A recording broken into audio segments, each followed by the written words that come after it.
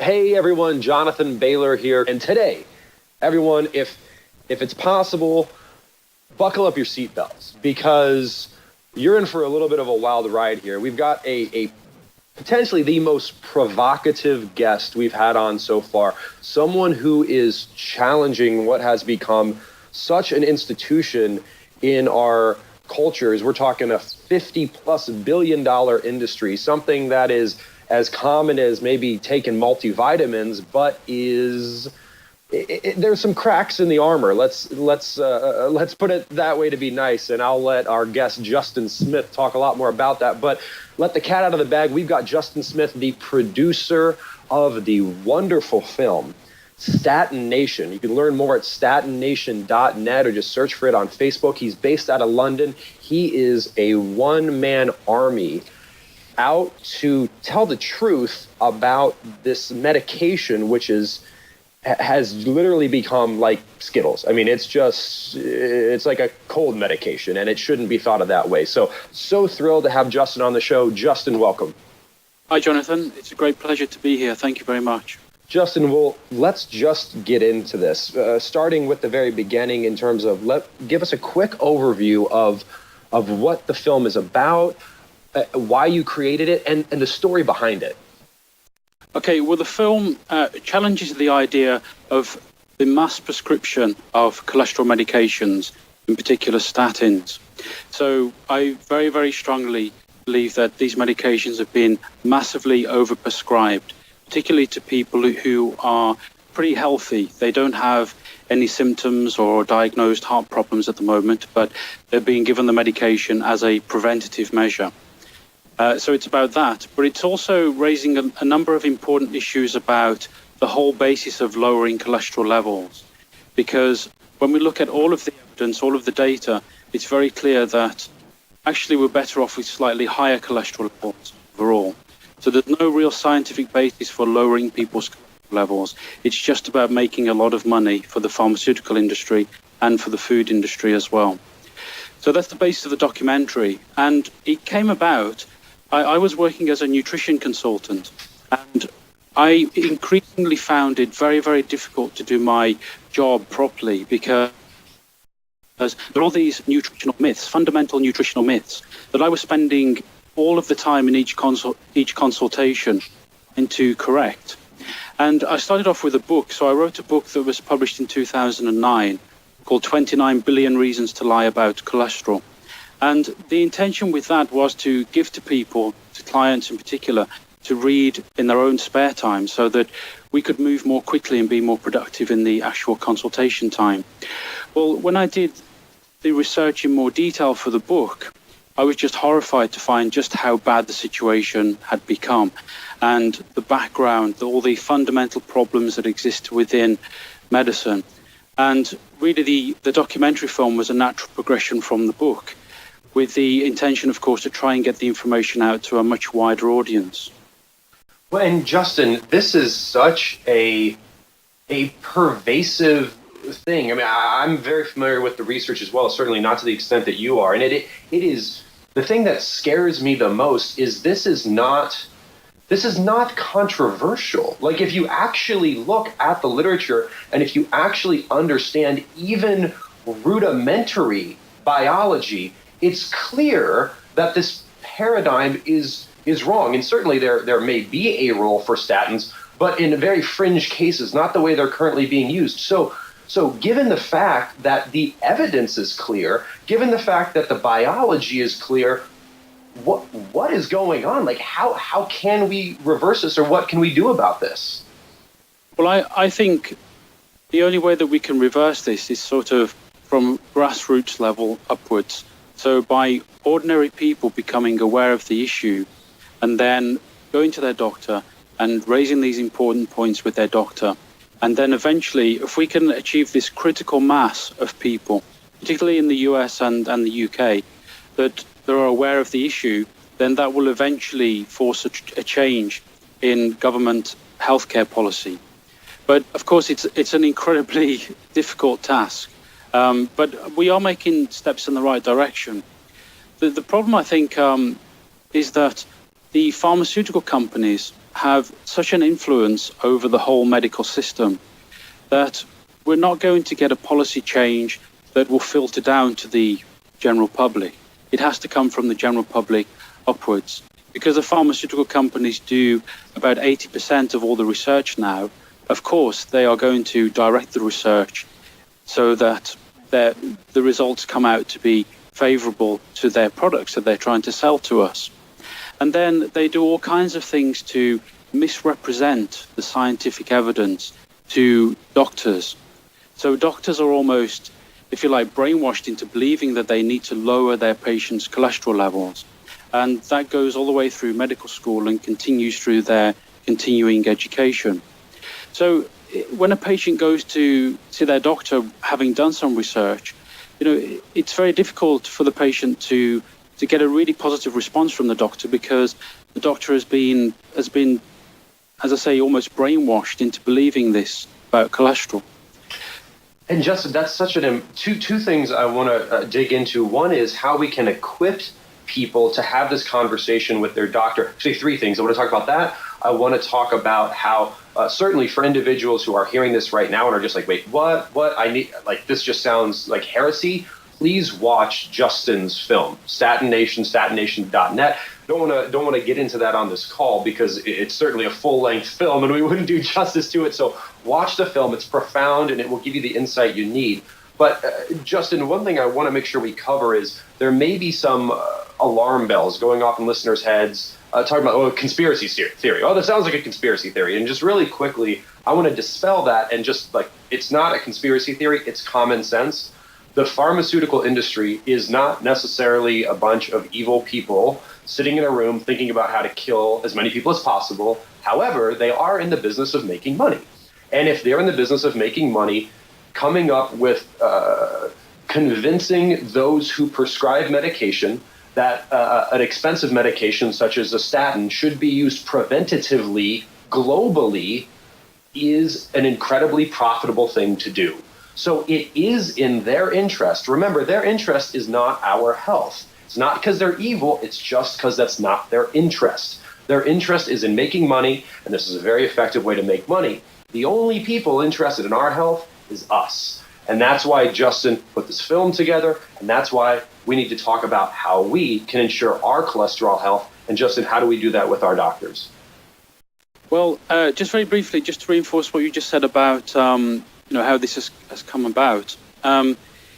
Yes, the pharmaceutical company, as you absolutely correctly say, their objectives are completely different to our personal objectives of achieving good health.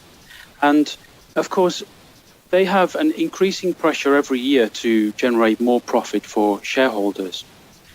And a number of years ago, the pharmaceutical model, if you like, was suffering in that they were failing to come up with new medications that genuinely helped people.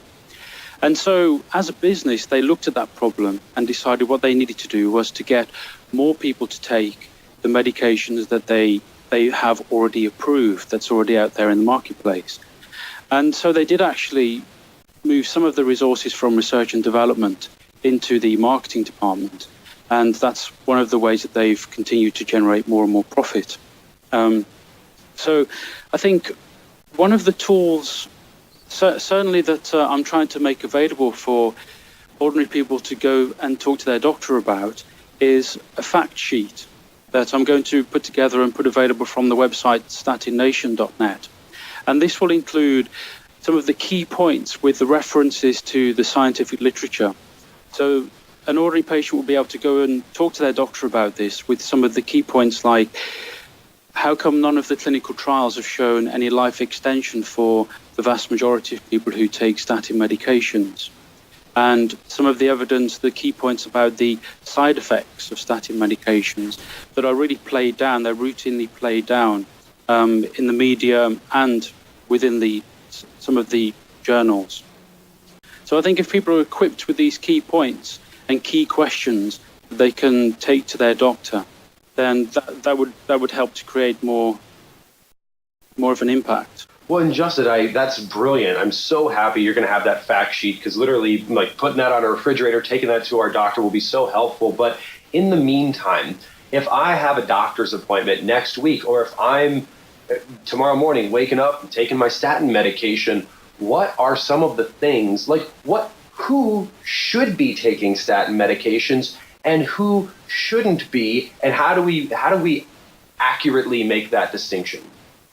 Well, in medical terms, this is described in terms of primary prevention and secondary prevention. So primary prevention is all of the people who take a statin to try and prevent a future heart problem. 70% of all the people who take statin around the world. All of the clinical trials have shown there's no extension in life expectancy when people take a statin for primary prevention. When we come to secondary prevention, that's people who have an existing heart problem. They've been diagnosed with a heart problem of some kind or other. There is an argument that some people make for taking a statin in that situation. And it's really difficult to say at the moment whether the statin would be beneficial or not. It's one of those things that really has to be judged on the individual level with the person's doctor. But we do know that within the secondary prevention population, it tends to be just middle-aged men who tend to benefit from taking the statin. One of the reasons for that is as we get older, there's a very strong correlation between low cholesterol levels and a reduced life expectancy. So even if the statins benefit middle-aged men who have already had a heart attack, then they don't benefit people who have already had a heart attack who are older than that. But that's the secondary prevention is a much more complicated discussion to have, people should have with their doctor. It's the primary prevention people, the 75% of people who are taking the medication for so-called prevention that are not benefiting and really should think seriously about whether they should be taking a statin medication at all. Well, and Justin, one thing that I think is a great thing to talk about here is sometimes we may hear, well, people think to themselves, well, okay, I'm taking statin medication, and but it sounds like there may be some negative side effects. And I think, and correct me if I'm wrong, Justin, that that's actually maybe the wrong mental model, because we need to just rejigger the way our minds are working about this in general. Like anytime you take a medication of any sort, including statins, there's no such thing as side effects. There's just effects. And some of them are quote unquote desirable, some are marketed and some aren't. And when you take a statin, Justin can certainly talk more about this, you essentially stop a bunch of processes in your body, many of which, if not most of which, are required for good health and are intentionally taking place. So these are not side effects. This is the effect of statins. And whether or not that's a good thing is really being called into question. And that's why I really appreciate Justin's work. So Justin, can you talk a little bit about what statins actually do and why we should be suspicious that the effects are in any way, shape, or form beneficial for the vast majority of us? Absolutely.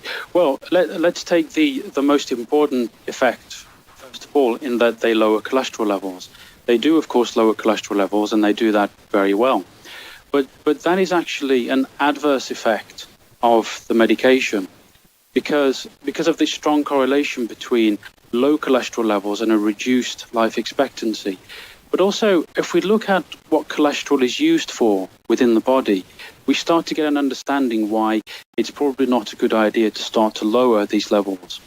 So it's used for the raw material for the production of vitamin D within the body.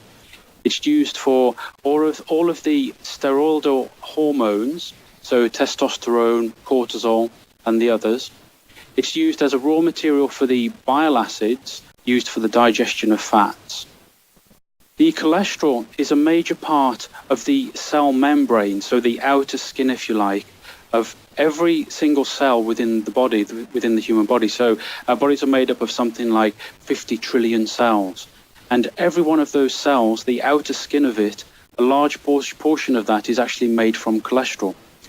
And we've known for a long time that the cholesterol in that skin or membrane of the cell is incredibly important because it provides the structural rigidity for the cell to be protected from its external environment. So we've known that for a very long time.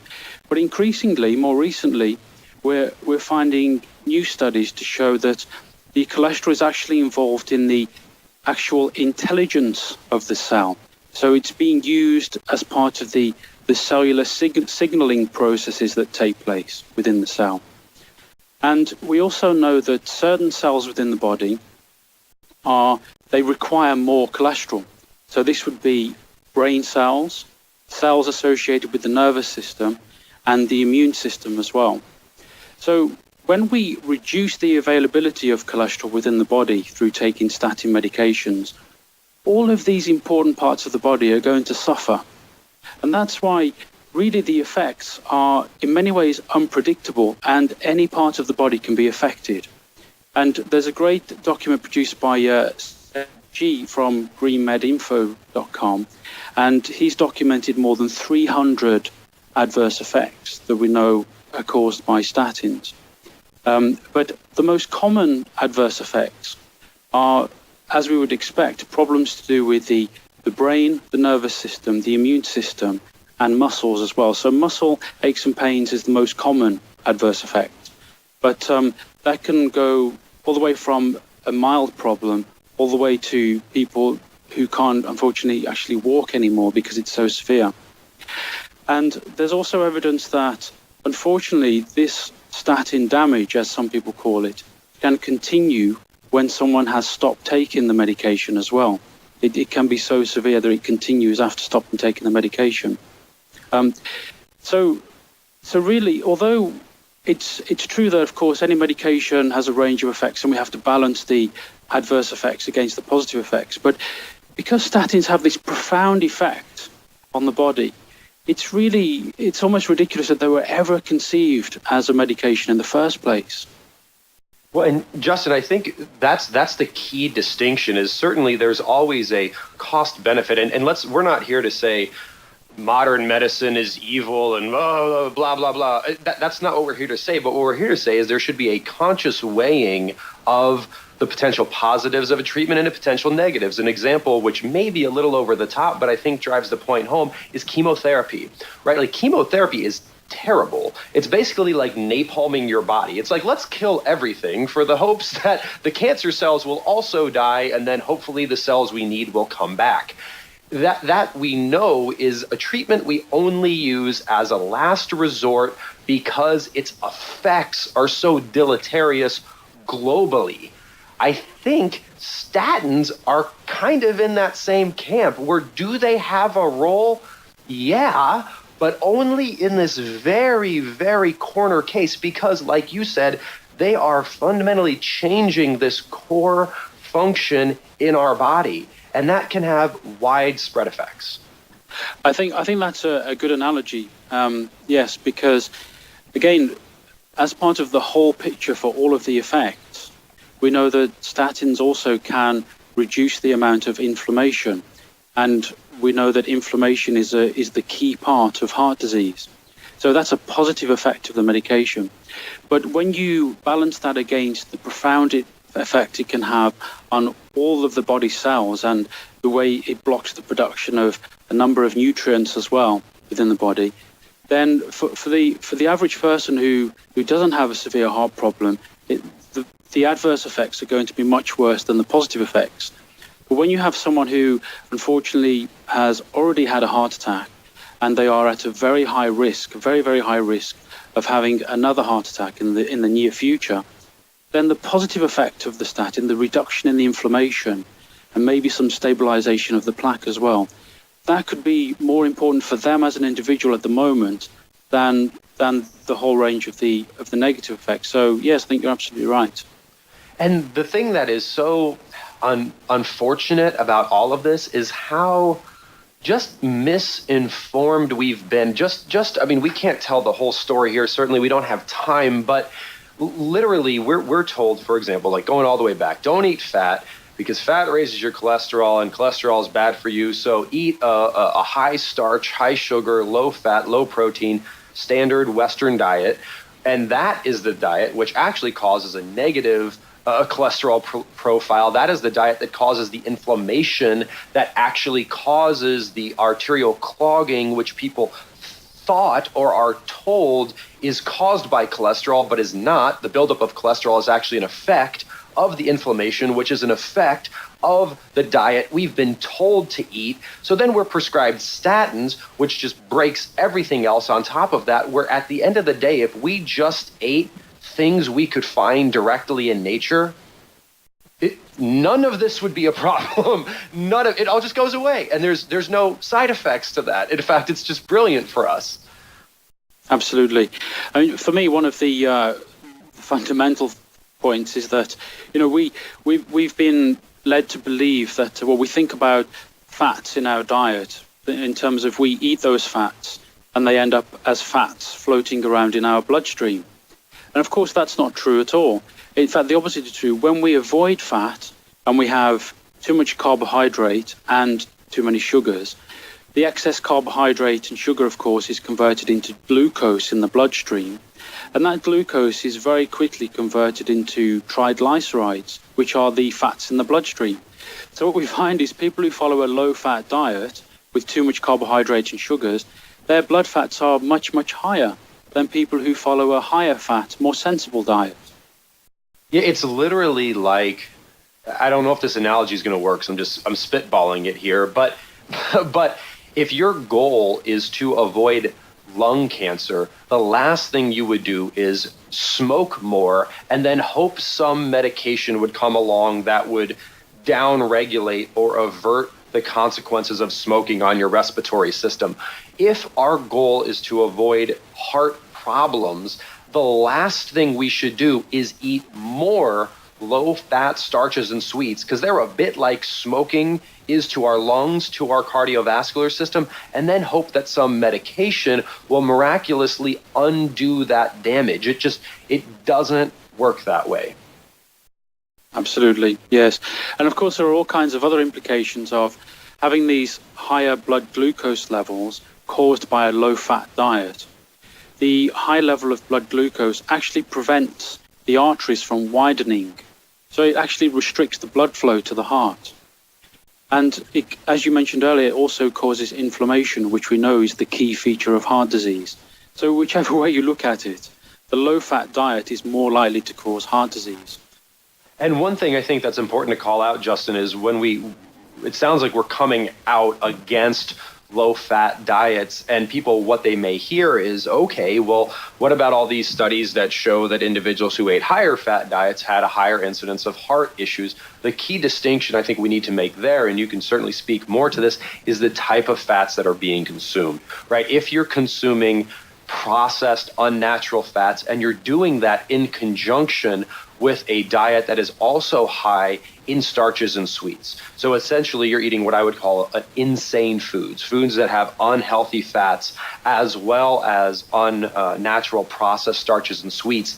That is horrible. That's like the worst possible combination of things, because you're eating bad everything.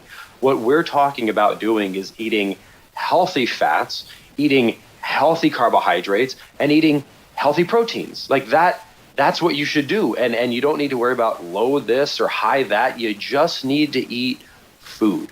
What say you? Absolutely. Yes, absolutely agree.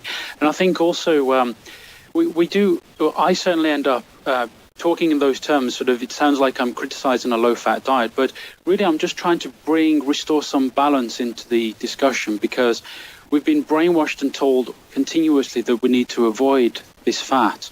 And that's so disproportionate that we're trying to bring things back to more of sort of a middle ground. And the other important point, of course, is individuality. So one person may need something like 30% protein and fat in their diet. Another person might need 70%. So there's a huge variation between different people. But as long as the most important thing, as you've mentioned, is to stick to the natural foods as much as possible. The good quality proteins, meat, poultry, seafood, eggs, with vegetables and some amount of fruit.